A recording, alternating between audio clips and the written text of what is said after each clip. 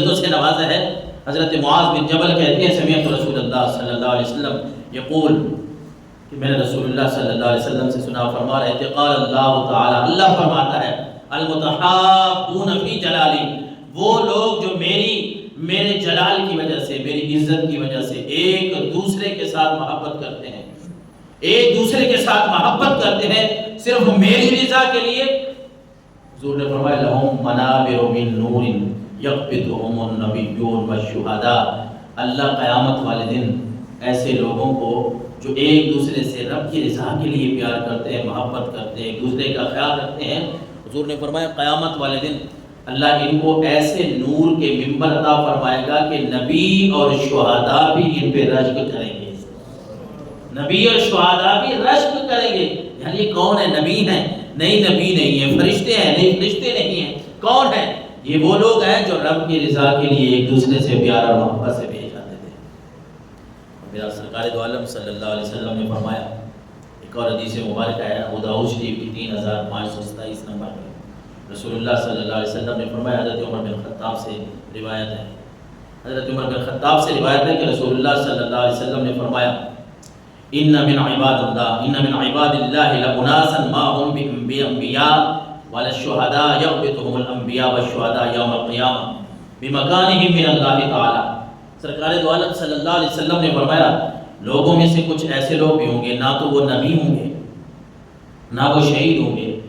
لیکن نبی اور شہید ان لوگوں پہ قیامت والے دن رشک کریں گے، بمکانہم من اللہ تعالی، اللہ ان کو مرتبہ اتنا عطا فرما دے گا، رتبہ رب ان کو اتنا عطا فرما دے گا کہ نبی اور شہید ان کے اوپر رشک کر رہے ہوں گے۔ کیسا رب نے ان کو مقام عطا فرما دیا۔ یہ ہیں کون لوگ؟ قالوا یا رسول اللہ صلی اللہ علیہ وسلم، اللہ کے نبی سے صحابہ کرام نے عرض کیا یا رسول اللہ یہ کون لوگ ہیں؟ کیا ان کا عمل ہوگا کہ نبی اور شہداء شہید لوگ بھی ان کا مقام، ان کا مرتبہ، ان کی عزت دیکھ کر وہ بھی رشک کریں گے؟ یہ کون لوگ ہوں گے؟ تخبرنا من ہم یا رسول اللہ، آپ صلی اللہ علیہ وسلم نے فرمایا ہم قوم تحابوا بروح اللہ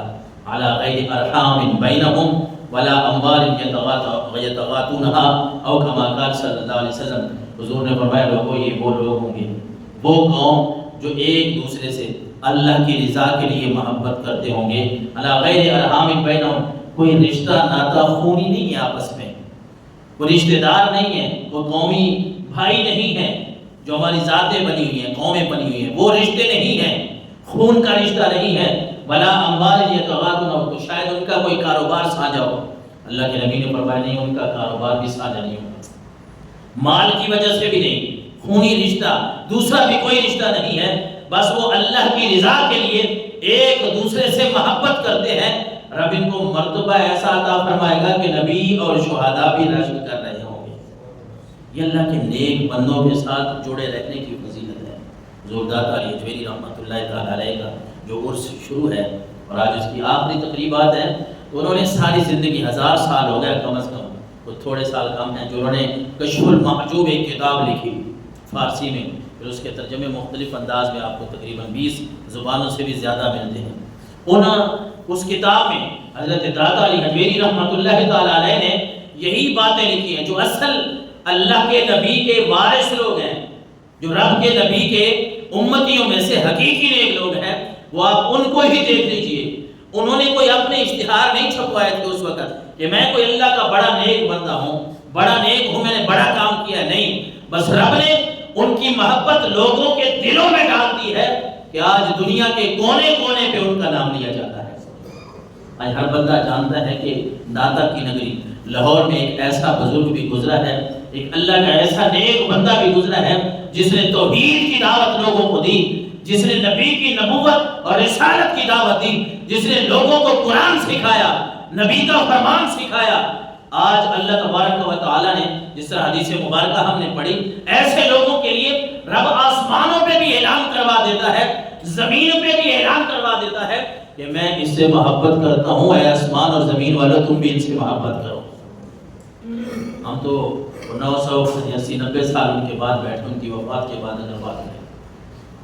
لیکن پھر بھی لوگوں کے دلوں میں ان کی محبت ہے۔ اور ایسے لوگ جو اللہ کی رضا کے لیے ایک دوسرے سے محبت کرتے ہیں. اللہ کے نبی نے فرمایا فواللہ ان وجوہہم لنور، اللہ کے پاس جب یہ آئیں گے نا ان کے چہرے نور کی طرح چمک رہے ہوں گے. اور پھر فرمایا وَإِنَّهُمْ عَلَى نُورٍ، نور کی طرح چمک نہیں رہے ہوں گے صرف، بلکہ یہ نور کے اوپر چل کے آ رہے ہوں گے رب کی مرضی. اور فرمایا لَا يَخَافُونَ إِذَا خَافَ النَّاسِ وَلَا يَحْزَنُونَ إِذَا حَزِنَ النَّاسِ. وقرأ هذه الآية ألا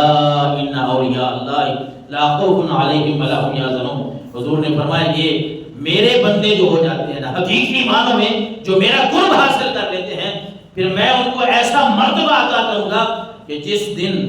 سارے لوگ خوف میں ہوں گے، پریشانی کے عالم میں ہوں گے، نہ ان کے اوپر کوئی خوف ہوگا اور نہ ان کے اوپر کوئی پریشانی ہوگی. تو پھر حضور نے یہی آیت تلاوت فرمائی الا ان اولیاء اللہ لا خوف علیہم ولا هم یحزنون. لوگوں خبردار، جو اللہ کے نیک بندے ہیں حقیقی معنوں میں، جو رب اور رسول کی طرف بلانے والے ہیں، مداریوں کی بات نہیں ہو رہی، اپنے ووٹ چھپوا کے لوگوں کو اپنی طرف رغبت دلانا، شوق دلانا کہ میں تو بڑا پیر ہوں، میں تو اللہ کا نیک بندہ ہوں. اس سے بندہ اللہ کا نیک بندہ نہیں بنتا. یہ رب العالمین جو نیک ہوتا ہے نا، لوگوں کے دلوں میں اللہ ویسے ہی ڈال دیتا ہے کہ یہ میرا فلاں بندہ نیک ہے، لوگ اس سے ویسے ہی محبت کرنا شروع کر دیتے ہیں. حضور تاجدار کائنات صلی اللہ علیہ وسلم نے فرمایا، ایک حدیث مبارکہ میں آپ کو سناؤں کہ ہم تو سمجھتے ہیں شاید جہاں بڑا بورڈ دیکھا، ان کی بڑی کرامات لکھی ہوتی ہیں، بڑی باتیں ہوتی ہیں، ہم سمجھتے ہیں بھائی یہ بس